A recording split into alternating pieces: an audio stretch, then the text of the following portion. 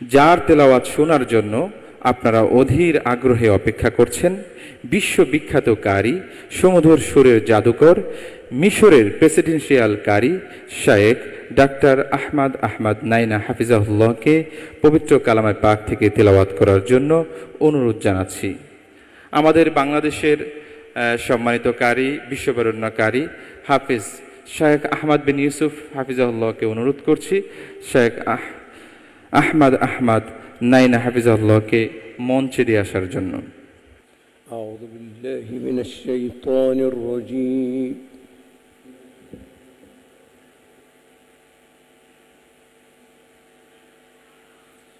বিসমিল্লাহির রহমানির রহিম। লাকাদ সাদাকাল্লাহু রাসূল